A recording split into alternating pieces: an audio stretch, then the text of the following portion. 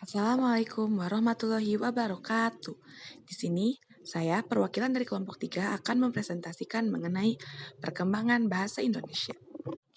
Kelompok 3 yang beranggotakan Fajri Farhanul Hakim dengan NIM 2006-181, lalu Fatima Azahra dengan NIM 2009-696, dan Febrian Sunjaya dengan NIM 2007-578, dan saya sendiri Gaisani Sabrina Bazlin dengan NIM 2010-471. Pendahuluan, bahasa merupakan salah satu unsur identitas nasional. Bahasa dipahami sebagai sistem perlambangan yang secara arbiter dibentuk atas unsur-unsur bunyi, ucapan manusia, dan digunakan sebagai sarana berinteraksi manusia. Setelah kemerdekaan, bahasa Indonesia ditetapkan sebagai bahasa nasional. Bahasa Indonesia dahulu dikenal dengan bahasa Melayu yang merupakan bahasa penghubung antar etnis yang mendiami Kepulauan Nusantara. Pada tahun 1928, bahasa Melayu mengalami perkembangan yang luar biasa. Pada tahun tersebut, para tokoh pemuda dari berbagai latar belakang, suku, dan kebudayaan menetapkan bahasa Indonesia sebagai bahasa Persatuan Indonesia. Keputusan ini dicetuskan melalui Sumpah Pemuda. Sumber bahasa Indonesia. Sejarah tumbuh dan berkembangnya bahasa Indonesia tidak lepas dari bahasa Melayu, di mana bahasa Melayu sejak dahulu telah digunakan sebagai bahasa perantara atau lingua franca atau bahasa pergaulan. Bahasa Melayu tidak hanya digunakan di Kepulauan Nusantara, tetapi juga digunakan hampir di seluruh Asia Tenggara. Hal ini diperkuat dengan ditemukannya prasasti-prasasti kuno dari kerajaan di Indonesia yang ditulis dengan menggunakan bahasa Melayu.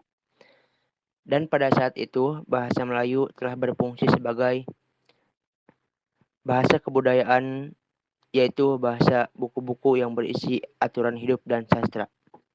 Bahasa perhubungan atau lingua franca antar suku di Indonesia. Bahasa perdagangan, baik bagi suku yang ada di Indonesia maupun pedagang yang berasal dari luar Indonesia. Bahasa resmi kerajaan. Jadi jelaslah bahwa bahasa Indonesia sumbernya adalah bahasa Melayu. Pada zaman penjajahan Belanda, pada awal abad 20, pemerintah kolonial Hindia Belanda melihat pegawai pribumi memiliki kemampuan memahami bahasa Belanda yang sangat rendah. Hal itu yang menyebabkan pemerintah kolonial Belanda ingin menggunakan bahasa Melayu untuk mempermudah komunikasi, yakni dengan patokan bahasa Melayu tinggi yang sudah mempunyai kitab-kitab rujukan. Sarjana Belanda mulai membuat standarisasi bahasa. Mereka mulai menyebarkan bahasa Melayu yang mengadopsi ejaan Pan Opusigen dari Kitab Logat Melayu. Pada 16 Juli 1927, saat sidang Volksraad, Djahja Datuk Kadjo pertama kalinya menggunakan bahasa Indonesia dalam pidatonya. Disinilah bahasa Indonesia mulai berkembang. Pada 28 Oktober 1928, Muhammad Yamin mengusulkan bahasa Melayu sebagai bahasa nasional dalam pidatonya pada Kongres Nasional Kedua. Bahasa Indonesia secara resmi diakui sebagai bahasa persatuan bangsa pada saat Sumpah Pemuda. 3 tahun kemudian, Sultan Takdir Ali Shah Bana menyusun tata bahasa baru bahasa Indonesia. Pada tanggal 25 sampai 28 Juni 1938 dilangsungkan Kongres Bahasa Indonesia 1 di Solo. Kongres tersebut menghasilkan bahwa usaha pembinaan dan pengembangan bahasa Indonesia telah dilakukan secara sadar oleh cendekiawan dan budayawan Indonesia saat itu. Perkembangan ejaan bahasa Indonesia sampai saat ini. Dalam buku Cermat Berbahasa Indonesia, Profesor Dr. Haji Zainal Arifin, M.Hum, dan Dr. Andes S. Amran Tasai, M.Hum, tahun 2010, ejaan adalah keseluruhan peraturan bagaimana melambangkan bunyi ujaran dan bagaimana antar hubungan antara lambang-lambang itu. pemisahan dan penggabungannya dalam suatu bahasa. Secara teknis, yang dimaksud dengan ejaan adalah penulisan huruf, kata, pemakaian tanda baca. Ejaan bahasa Indonesia mengalami beberapa kali perubahan. Perubahan-perubahan yang terjadi mempunyai tujuan untuk penyempurnaan. Setelah diresmikannya bahasa Melayu oleh Pan Ohuijsen, yang kemudian berkembang menjadi bahasa Indonesia hingga ditetapkan sebagai bahasa persatuan, muncul ejaan-ejaan baru yakni sebagai berikut. Pertama, ejaan Republik. Ejaan Republik merupakan hasil penyederhanaan ejaan Pan Ophuijsen. Ejaan Republik mulai berlaku pada 19 Maret 1947. Pada waktu itu, yang menjabat Menteri Pendidikan, Pengajaran, dan Kebudayaan Republik Indonesia adalah Mr. Suwandi. Maka, ejaan tersebut dikenal pula atau dinamakan juga ejaan Suwandi. Ejaan Republik merupakan suatu usaha perwujudan dari Kongres Bahasa Indonesia di Surakarta, Jawa Tengah. Tahun 1938 yang menghasilkan suatu keputusan penyusunan kamus istilah. Beberapa perbedaan yang tampak dalam ejaan Republik dengan ejaan Pan Ophuijsen dapat diperhatikan dalam uraian di bawah ini. A. Gabungan huruf OE dalam ejaan Pan Ophuijsen digantikan dengan U dalam ejaan Republik. B. Bunyi hamzah dalam ejaan Pan Ophuijsen diganti dengan K dalam ejaan Republik. C. Kata ulang boleh ditandai dengan angka 2 dalam ejaan Republik. D. Huruf E taling dan E pepet dalam ejaan Republik tidak dibedakan. E. Tanda trema dalam ejaan Pan Ophuijsen dihilangkan dalam ejaan Republik. Agar perbedaan kedua ejaan itu menjadi lebih jelas, di bawah ini diberikan beberapa contoh. Contoh dari ejaan Pan Ophuijsen. Oemoer, koeboer, maloem. Ejaan dari Republik. Umur, kubur, maklum. Ejaan pembaharuan. Ejaan pembaharuan merupakan suatu ejaan yang direncanakan untuk memperbaharui ejaan Republik. Penyusunan ejaan ini dilakukan oleh Panitia Pembaharuan Ejaan Bahasa Indonesia. Konsep ejaan pembaharuan yang telah berhasil disusun itu dikenal dengan sebuah nama yang diambil dari dua nama tokoh yang pernah mengetahui panitia ejaan itu. Dalam hal ini, Profesor Prijono dan E. Katopo. Pada tahun 1957, panitia itu berhasil merumuskan patokan-patokan ejaan baru. Akan tetapi, hasil kerja panitia tersebut tidak pernah diumumkan secara resmi, sehingga ejaan itu pun belum pernah diberlakukan. Salah satu hal yang menarik dalam konsep ejaan pembaharuan ialah disederhanakannya huruf-huruf yang berupa gabungan konsonan dengan huruf tunggal. Hal itu antara lain tampak dalam contoh di bawah ini. A. Gabungan konsonan DJ diubah menjadi J. B. Gabungan konsonan TJ diubah menjadi TS. C. Gabungan konsonan NG diubah menjadi N. D. Gabungan konsonan NJ diubah menjadi N. E. Gabungan konsonan SJ diubah menjadi S. F. Kecuali itu, gabungan vokal AI, AU, dan OI atau yang lazim disebut diftong ditulis berdasarkan pelafalannya, yaitu menjadi I, AU, dan OI.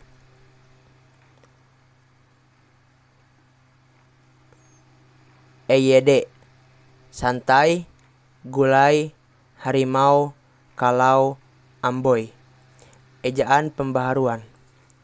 santai, gulai, harimau, kalau, amboy. Ejaan Melindo. Ejaan Melindo merupakan hasil perumusan ejaan Melayu dan Indonesia pada tahun 1959. Bentuk rumusan ejaan Melindo merupakan bentuk penyempurnaan dari ejaan sebelumnya. Hal yang berbeda adalah bahwa di dalam ejaan Melindo, gabungan konsonan TJ seperti kata tejinta diganti dengan C menjadi cinta. Juga gabungan konsonan NJ seperti enjonja diganti dengan huruf NC yang sama sekali masih baru. Ejaan baru atau ejaan LBK.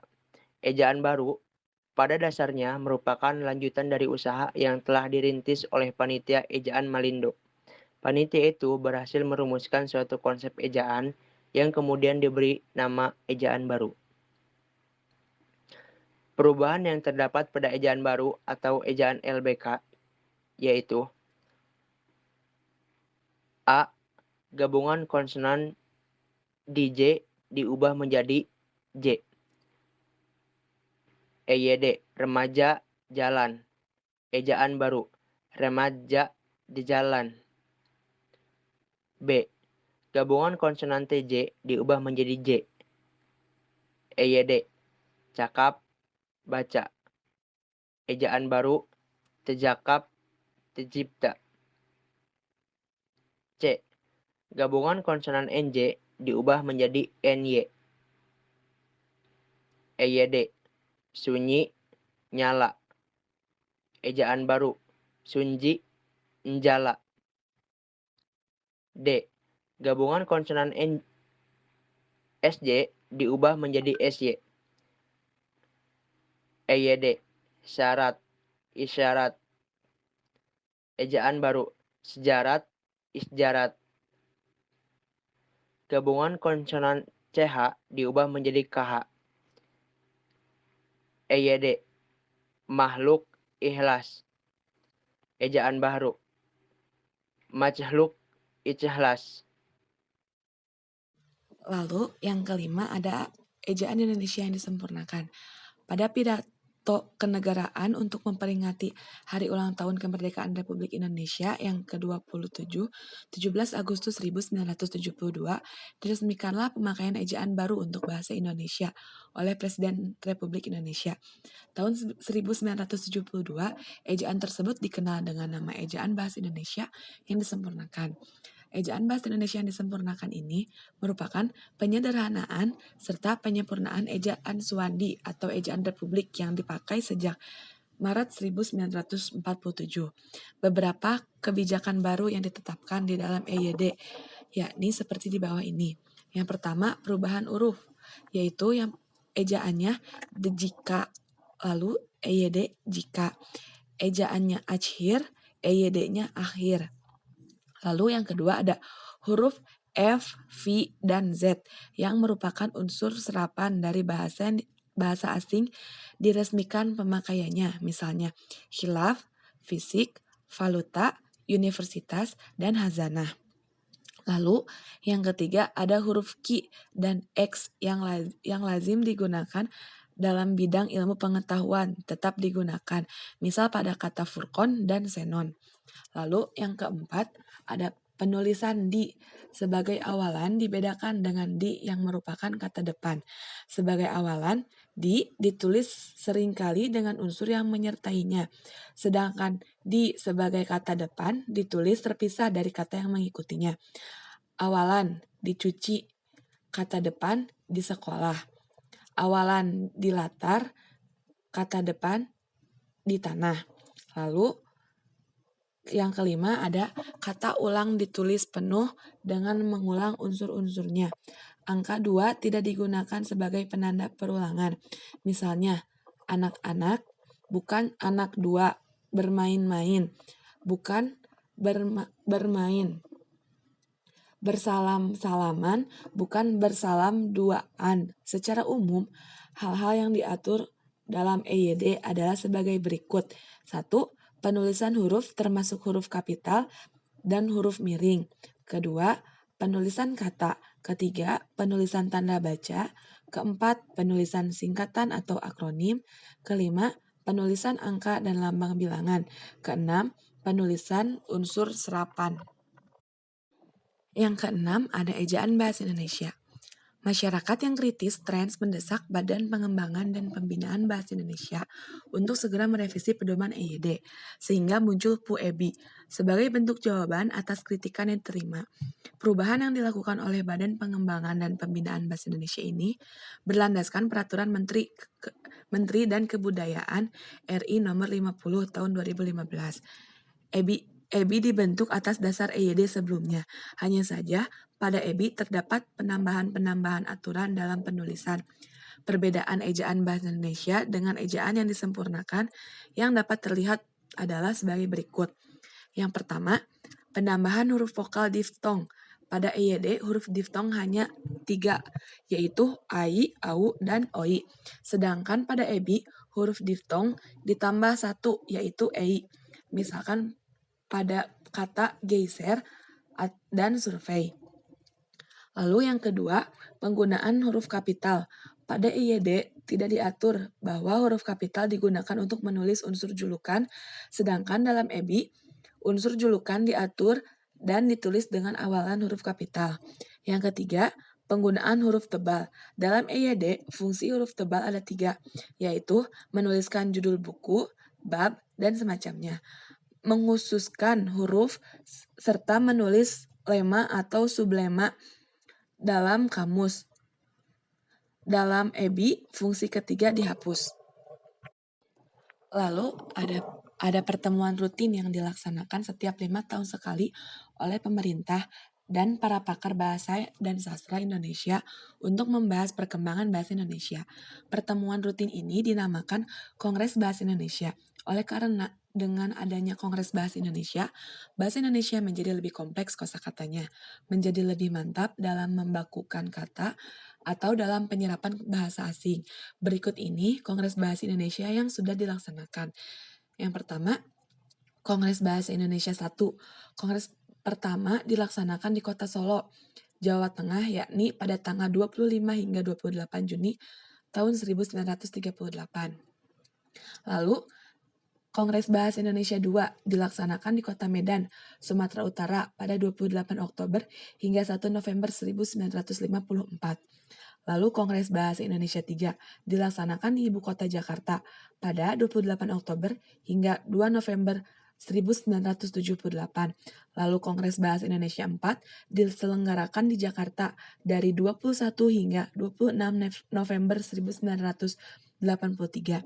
Lalu Kongres Bahasa Indonesia 5 dilaksanakan di Jakarta pada 28 Oktober hingga 3 November 1988. Lalu Kongres Bahasa Indonesia ke-6 dilaksanakan di Jakarta, yakni pada 28 Oktober hingga 2 November 1993. Lalu Kongres Bahasa Indonesia 7 dilaksanakan di Hotel Indonesia, Jakarta, yakni pada 26 hingga 30 Oktober 1998. Lalu Kongres Bahasa Indonesia 8 diselenggarakan di Jakarta, yakni pada 14 hingga 17 Oktober 2003. Lalu Kongres Bahasa Indonesia ke-9 dilaksanakan di Jakarta, yakni pada 28 Oktober hingga 1 November 2008. Lalu Kongres Bahasa Indonesia 10 dilaksanakan di Jakarta, yakni pada 28 Oktober hingga 31 Oktober 2013. Kesimpulan, bahasa Indonesia termasuk salah satu ragam bahasa Melayu. Ragam yang dipakai oleh bahasa Indonesia adalah bahasa Melayu Riau. Bahasa Melayu Riau dipilih bukan karena jumlah penggunaan bahasanya, tetapi dilihat dari kosakata atau tutur kata yang lebih mudah dipahami dibandingkan dengan bahasa dari daerah lainnya di Indonesia. Di dalam perkembangan bahasa Indonesia, terjadi proses dignisasi, yaitu proses perubahan atau bahasa akibat komunikasi antar penutur yang berbeda bahasanya.